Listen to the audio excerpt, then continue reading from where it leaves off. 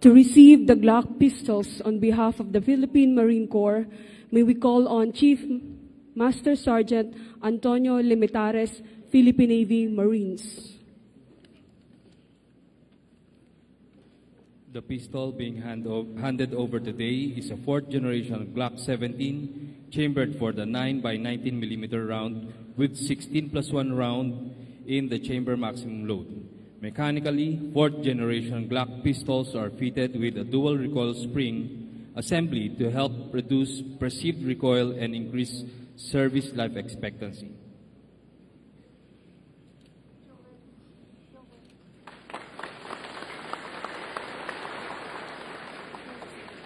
To receive the Rock Island pistols, may we call on Senior Master Sergeant Crescencio V. Aurelio, Philippine Navy Marines. The new caliber 45 model 1911 has a full-length under Picatinny rail to allow any choice of custom attachment. It has skeletonized hammers with over-travel stops and other pre-custom parts that makes it at par with entry-level competition-grade pistols.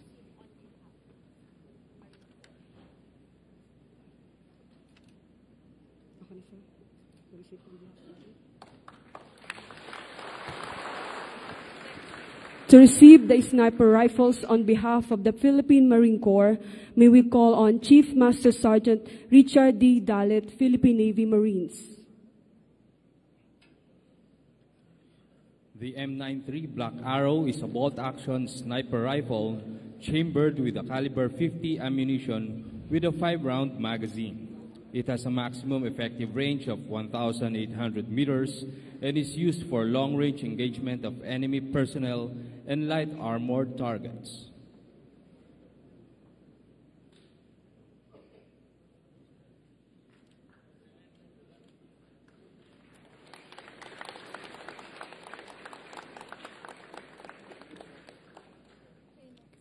To receive the Harris handheld tactical radios on behalf of the Philippine Marine Corps, may we call on Senior Master Sergeant Napoleon G. Dumapat, Philippine Navy Marines. This radio offers simultaneous voice and data with high speeds and extended transmission ranges, capabilities typically found in a manpack but in a compact handheld form.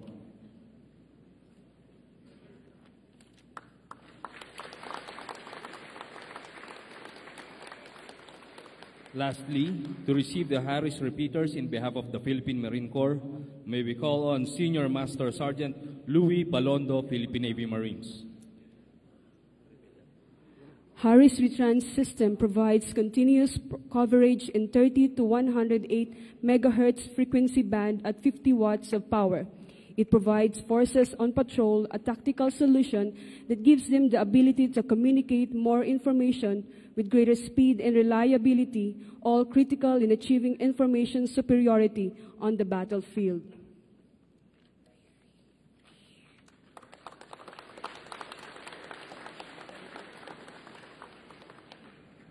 Please be seated. Pakitawag si Commander ng Marines. Pakitawag si Commander ng Marines. Pakitawag si Commander ng Marines.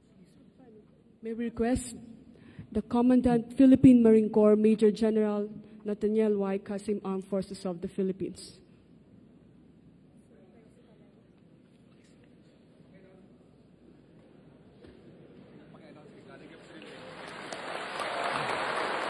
This barret is being handed to our Commandant personally from our President. Maraming salamat po para President Rodrigo Duterte.